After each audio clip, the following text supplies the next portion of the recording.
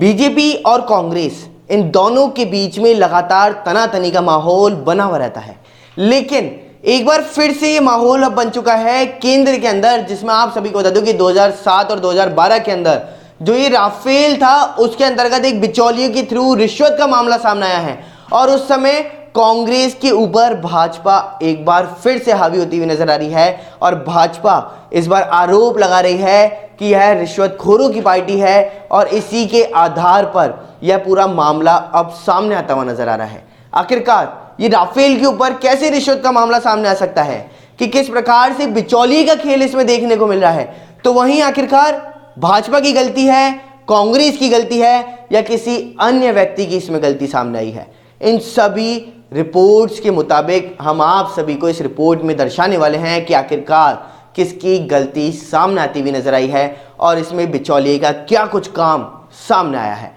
तो सीधा नजर डालते हैं इस खास रिपोर्ट की ओर। कुछ महीनों पहले मीडिया पार्ट ने यह खुलासा किया कि राफेल में भ्रष्टाचार हुआ था। जैसे ही यह खुलासा हुआ, कांग्रेस पार्टी ने आओ देखा ना ताओ तुरंत प्रेस कॉन्फ्रेंस करके भारतीय जनता पार्टी और खास करके देश के यशस्वी प्रधानमंत्री नरेंद्र मोदी जी के ऊपर हमला बोला। उस समय भारतीय जनता पार्टी ने प्रेस कॉन्फ्रेंस करके कहा था कि इंतजार करिए, जब समूचा विषय सामने आएगा तो दूध का दूध पानी का पानी होगा। और आज जब मीडिया पार्ट ने अपने इस आर्टिकल के माध्यम से सच्चाई को सामने रखा है तो दिल दहल जाता है ये जान करके कि जहां तक राफेल का विषय है, ये कमीशन की कहानी थी, बहुत बड़े घोटाले की साजिश थी और यह पूरा मामला 2007 और 2012 के बीच हुआ। बहुत लोगों ने इस आर्टिकल को पढ़ा होगा।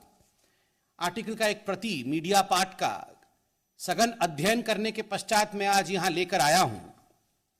मूलतः इसमें यह बताया गया है कि जो दसों एविएशन था, जो फ्रांस के एयरक्राफ्ट मैन्युफैक्चरर कंपनी है, जिसको कि इस पूरे डील में डी के रूप में दिखाया गया, एक कोड वर्ड इस्तेमाल किया गया डी। तो डी के रूप में डसो एविएशन को दिखाया गया। इस डसो एविएशन ने लगभग 7.5 मिलियन यूरोज, अगर हम इसे भारतीय रुपया में कन्वर्ट करें तो लगभग 65 करोड़ रुपीस बैठता है। तो 65 करोड़ रुपीस ये कमीशन के रूप में पे किया गया दसो एविएशन द्वारा। और यह आर्टिकल लिखती है सीक्रेट कमीशन के माध्यम से एक मिडिलमैन को दिया गया है 36 राफेल एयरक्राफ्ट के लिए। और यह पूरा विषय 2007 और 2012 के बीच घटित हो रहा है। इसमें सबसे महत्वपूर्ण विषय है, और आप इस आर्टिकल में देखेंगे तो आर्टिकल में लिखा गया है एटलीस्ट 7.5 मिलियन यूरोज वे पेड। मतलब मिनिमम अमाउंट जो कमीशन का पे किया गया वो 65 करोड़ रुपया है। और आर्टिकल में कई स्थानों पर आगे इसका बखान है, उल्लेख है, और बाकी न्यूज़पेपर्स ने भी जो आर्टिकल बनाए हैं उसमें यह बखान है। इसमें वो कहा गया है कि 11 मिलियन यूरो तक, अर्थात मिनिमम 7.5 मिलियन यूरोज और 11 मिलियन यूरोज तक ये कमीशन दिए गए हैं हिंदुस्तान के अंदर एक मिडिलमैन के माध्यम से, जिस मिडिलमैन का नाम सुषेण गुप्ता है, सुषेण मोहन गुप्ता, SM गुप्ता। आश्चर्य का विषय कि 2007 और 2012 के बीच में ये जो घोटाला होता है, ये जो कमीशन खोरी होती है, जिसका मिडिलमैन, जिसका दलाल सुषेण गुप्ता होता है, ये सुषेण गुप्ता कोई नया खिलाड़ी नहीं है। ये एक पुराना खिलाड़ी है जो VVIP चॉपर गेट स्कैम था, जिसको ऑगुस्ता वेस्टलैंड के नाम से जाना जाता था। वो सुषेण गुप्ता उसका भी किंगपिन था, उसका भी कमीशन एजेंट था, उसका भी दलाल था।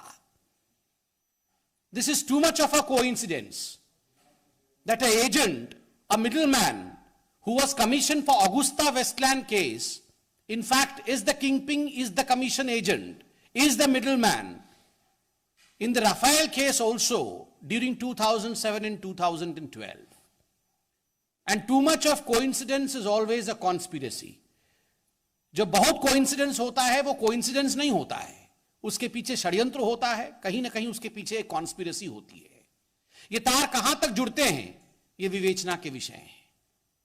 तो स्वाभाविक रूप से ये एक बहुत बड़ा घोटाला हुआ और कालखंड यूपीए की सरकार की रही है, कांग्रेस की सरकार की रही है। आज राहुल गांधी, आप लोग पत्रकार हैं, बहुत सम्मानित है, आप लोग मुझे मेरा ज्ञानवर्धन करेंगे। शायद वो हिंदुस्तान में नहीं है, मैंने अभी अखबारों में पढ़ा, शायद वो इटली में है। इटली से राहुल गांधी जवाब दें। जो भ्रम फैलाने की कोशिश राहुल गांधी और उनकी पार्टी ने इतने वर्षों तक किया है, आज ये खुलासा हुआ है कि उन्हीं के सरकार के कालखंड 2007 और 2007 से 12 के बीच में ये कमीशन खोरी हुई है और मिडिल मैन का नाम भी सामने आया है। बहुत दुखद विषय है मेरे भाइयों। दुखद विषय यह है, for long 10 years the IAF, Indian Air Force, was depleted critically of fighter aircraft. Indian air force को फाइटर एयरक्राफ्ट की आवश्यकता थी। 10 वर्षों तक इस पूरे विषय को पेंडिंग रखा गया। 10 वर्षों तक there were negotiations and negotiations and negotiations, and there was no conclusion of negotiation. And now we come to know that there was no conclusion of negotiation because the negotiation was not about aircraft. The negotiation was about commission. 10 वर्षों तक ये जो negotiation हुआ है, ये aircraft के लिए negotiation नहीं हो रहा था, ये कमीशन के लिए नेगोशिएशन हो रहा था कि कितना कमीशन चाहिए। आज ये सामने आया है और इस संदर्भ में एक कागज में आपके सामने रखने वाला हूं और इसका टाइटल है, जो मीडिया पार्ट ने भी छापा है, agreement for commission. Agreement for commission. Congress के कालखंड में एग्रीमेंट फॉर परचेस तो हमने देखा नहीं, नेगोशिएशन को कंक्लूड होते हुए देखा नहीं, मगर well yes, there was a agreement on commission and you would be astonished if you go through the contents of agreement of commission. ये जो एग्रीमेंट ऑफ कमीशन है, इसके कंटेंट को आप पढ़ेंगे तो आप हतप्रभ हो जाएंगे। मैं 2 लाइन पढ़ता हूं। Commission is payable at the rate of 40% of the total contract value between IDS and Dassault Aviation. The commission is consideration thereof.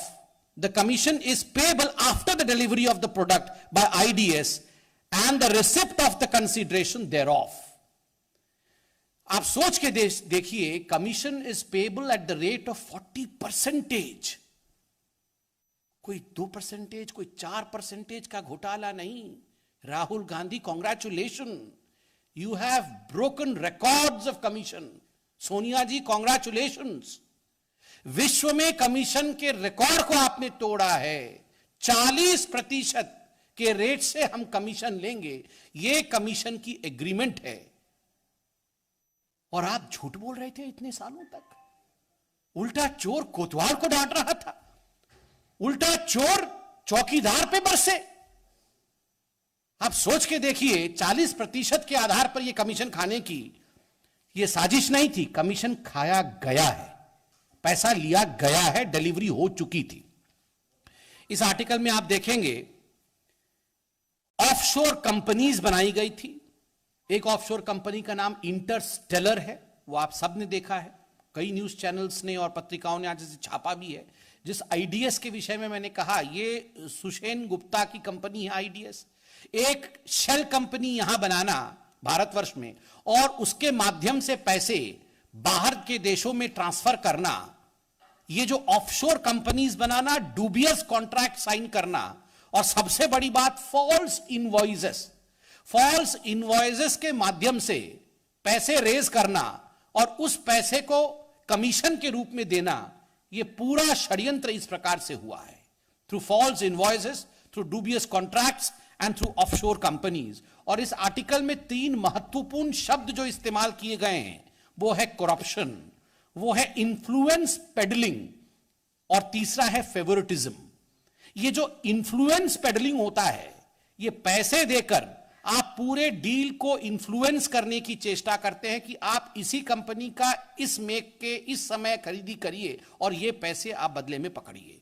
और जो तीसरा शब्द है favouritism, you must be reminded of the fact that this word was oft used by the Congress party spokespersons when they held press conferences. And in fact, this word was dragged to the court that there was favoritism in the deal which was signed by the government to government deal between India and France. But today, we are not only surprised because we know what Congress is capable of. Today we see that favoritism was the part and parcel of the negotiation that was going on between the then dispensation of India, that is UPA, and the company, 2007 to 2012. फिलहाल इस report में इतना ही। Cameraman Rohit के साथ पुलकित Saxena, news 19 Jaipur.